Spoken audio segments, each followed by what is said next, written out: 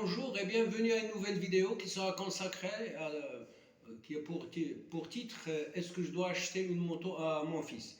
La plupart de vous, ils ont des enfants qui sont adolescents, c'est-à-dire 16, 15, 17 ans, et ils insistent pour avoir une moto. Alors, est-ce que je dois acheter une moto à mon fils, qui est encore mineur, bien sûr? Et quand on dit mineur, c'est qu'il n'est pas totalement responsable, c'est qu'il est un peu irresponsable, il est un peu imprudent.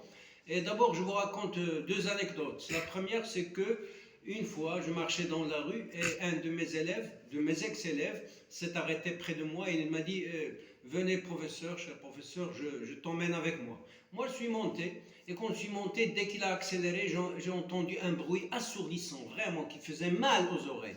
Alors, de bonne foi, moi j'étais de bonne foi, je lui ai dit pourquoi tu ne répares pas cette moto, puisqu'il y a ce bruit qui te dérange.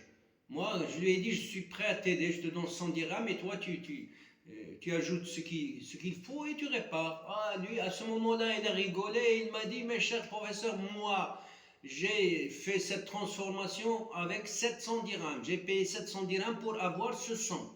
Moi, j'étais stupéfait. Je lui ai dit, mais qu'est-ce qui te plaît dans ce son Il m'a dit, mais c'est de la musique. Quand je marche et j'accélère, j'entends ce son qui est aigu. Moi, je trouve ça du plaisir, je m'amuse, c'est de la distraction pour moi. Vous voyez comment il pense?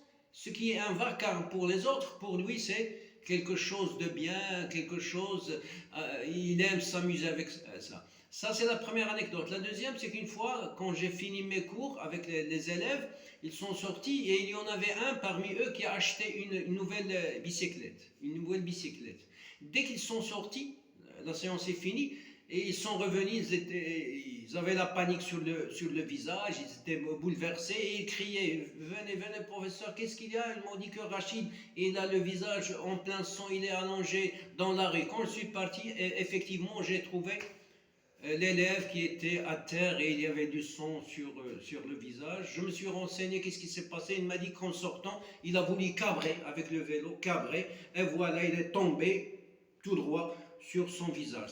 On a dû appeler son père et il fallait avoir des soins qui sont élémentaires. Bon, je vous ai dit ça pourquoi Parce qu'il y a des élèves qui abusent, c'est-à-dire qu'ils n'utilisent pas la moto juste pour le transport. D'ailleurs, il y a beaucoup d'élèves qui choisissent des options. Pourquoi Ils choisissent un lycée qui est loin de la maison, comme ça ils mettent leurs parents devant le fait accompli. C'est-à-dire, si vous voulez que j'aille au lycée, il me faut une moto, parce qu'il n'y a pas de moyen de transport. Ça, c'est quelque chose, c'est-à-dire, comme je vous ai dit, ils mettent leurs parents devant le fait accompli. Si vous voulez que j'étudie, que je poursuive mes études, il faut m'acheter une moto. Donc, c'est très important. Je peux acheter une moto à mon fils, mais à condition, je dois m'assurer qu'il est sage. C'est-à-dire qu'il doit porter toujours le casque et surtout qu'il ne doit pas trop accélérer. Et troisième chose, il ne doit pas cabrer. Parce que je les vois parfois dans le marché, ils passent devant, ils se faufilent. Ils se faufilent dans la foule et avec une accélération qui est époustouflante. Mais ça, il y a beaucoup de risques. Autrement dit, c'est que si je lui achète cette moto alors qu'il va cabrer, qu'il va accélérer, qu'il ne va pas porter de casque, alors maintenant je provoque le destin, comme on dit. C'est-à-dire que il y a une grande probabilité pour qu'il ait un accident. Et s'il a un accident, bien sûr, lui il va souffrir et moi je vais souffrir aussi. Autre chose que j'entends souvent dans les cafés ou bien quand je discute avec mes amis, ils me disent mais moi j'ai pas voulu lui acheter la moto, mais c'est sa mère qui a insisté pour lui. Parce que qu'est-ce qu'il fait l'enfant, l'adolescent, il connaît ce qu'on appelle le point faible, c'est-à-dire qu'il va chez sa maman, il commence à pleurer, il commence à la supplier s'il te plaît maman, et la maman qu'est-ce qu'elle fait Elle met la pression sur le papa et le papa est obligé d'acheter. Mais ça ne marche pas de cette façon parce que on court un gros risque. C'est un jeu d'avenir. Imaginez que votre fils devient handicapé toute sa vie, ou bien, supposons un cas encore pire, s'il y a la mort, on ne sait jamais. Dernièrement, il n'y a même pas 15 jours ou 20 jours, il y a des adolescents qui ont fait une course dans les environs de Youssoufia. 5 ou 6 ont trouvé la mort. Vous voyez, le risque, c'est un très gros risque. Donc, il faut s'assurer que l'adolescent est sage, qu'il n'accélère pas, qu'il ne cabre pas, qu'il met toujours son casque dans toutes les conditions. Et à ce moment-là, je peux lui acheter cette moto. Sinon, niet, c'est le nom des Allemands, c'est-à-dire je ne peux pas. Et si je parle en arabe, المراهقين دابا ولاو كيوضعوا والديهم امام الامر الواقع، يعني كيختار شي ليسي اللي كيكون بعيد باش يقول له الوالدي انا الا بغيت نمشي لليسي خصني موطور، اذا نشرو لي موطور كبير. موطور الا بغيت نشري لولدي راه خصني نتيقن بان هذا ولدي يعني عنده واحد لا ساجاس، عنده واحد الحكمه، ماشي طائش، ماشي غيبدا يكابري بيه ولا غيتم غادي بواحد 80 ولا 90 في الساعه وما يديرش الكاسك. انا راه ولات مغامره هذه. ووقعت لي انا واحد المره، وقف علي واحد التلميذ كنت كنقريه وقال لي يلاه نوصلك. ملي ركبت معاه كان داك الموتور ديال كيدير واحد الصوت مقرف بزاف، وانا من نيتي قلت ليه مالك اولدي ما تمشي تريباري، انا نعاود 100 درهم وانت كمل وريباري هذا. ويقول لي هو استاذ هذا راه انا درت راه خسرت عليه 700 درهم باش يولي لي على ديك الشاكمه باش دير هذا الموتور. قلت له باش دير هذا الصوت. قلت له هذا الصوت انت اش كيعجبك فيه؟ قال لي راه كنتمزك بيه، راه كنكون ناشط ملي كنكون غادي، وما حد كنكسيري ما حد الصوت كيرتفع. وتصور حوايج اللي كتقلق الاخرين. هاد المراهق كيلقاها بانها هي وسيله ديال التسليه وديال النشاط.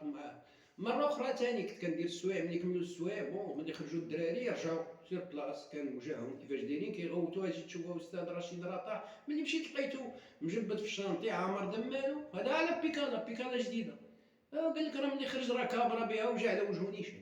دونك هذا بحال هادو ما خصكش تشري لي موتور، لان شريتي لي موتور راه بحال كتشارك في واحد مغامره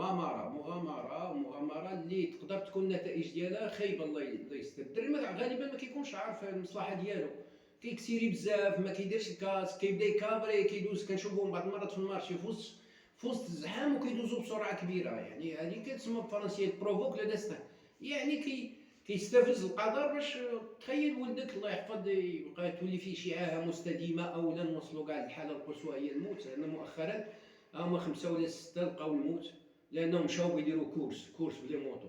يا عندنا واحد يمشوا فيها. اذا عندنا راه ولا عندنا الخطر هنا. دو بليس ثاني كنسمع واحد الحاجه اللي ولات على مود. الاب كتكون مجمع معاه كيقول لك انا ما بغيتش نشري ليه، راه امه هي اللي بقات لاصقاني حتى شريت ليه. حيت الدري دابا اش كيدير باه كيقول لي لا، كيمشي عند مو كيبقى يطلبها ويلح في الاخر. ولكن هذا الشيء راه ماشي اللعب، لان مساله مستقبل. مساله كما قلنا تقدر الدري تكون فيه شي عاهه مستديمه الا دار شي حادثه او الله يحفظ يوصل للموت، وهذيك الساعه يبقى بنادم يتندم حياته كلها. دونك الا بغيت نشري الدري موتور خاصني نتيقن بعدا بان هذاك الدري كيدير بون اوزاج ليه، يعني كيستعملو بالضروره، ماشي كيستعملو الحوايج اللي يقدروا يخرجوا عليه غيولي لا هو لا انا لا مو. دونك سي غراف، سي تو سكو جو بو دير ا بروبو دو لا موتو. جو فو دي à la prochaine والله يعاونكم.